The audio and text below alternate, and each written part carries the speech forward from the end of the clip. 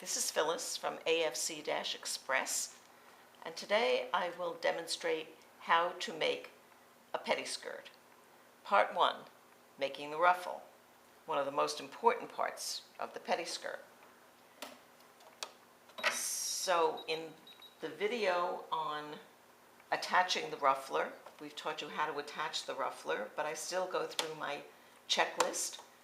I make sure that the needle itself is going to pass through the hole cleanly, a clean pass.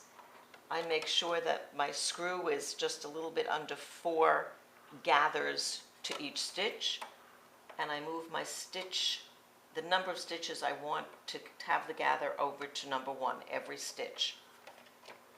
With the presser foot up, I hold either a 2 or 3 inch cut of the non-fray nylon chiffon into the ruffler. It goes under one little piece, pull hard so it catches. Okay, lower your presser foot, double check to make sure the needle passes through, and you're ready to go. I put slight tension on the back edge of the fabric because the nylon is a little bit slippery, and I want to make sure that it pulls through, at least at the beginning, very smoothly. And we're ready to start sewing. So putting a little bit of tension again on the back. Here we go.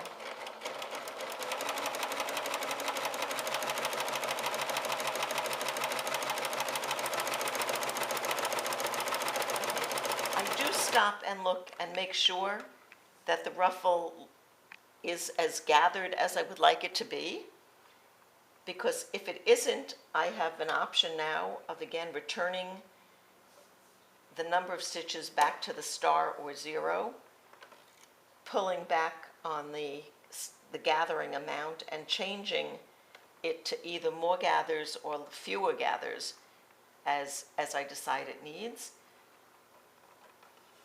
Press this particular piece, the shuffler piece back in, reset the stitch to 1, and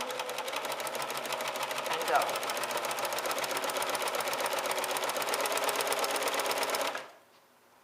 You do this, what I do actually is I take a full bobbin of thread and I work through my 2 or 3 inch cut until that bobbin runs out, rather than measuring at the time to see how many feet or how many yards I've achieved. This makes it simple, less measuring, and I find it sits here and it's just a very soothing, relaxing step in this particular process. If for some reason I need to change anything, you can raise your needle up, raise the presser foot, remove the fabric.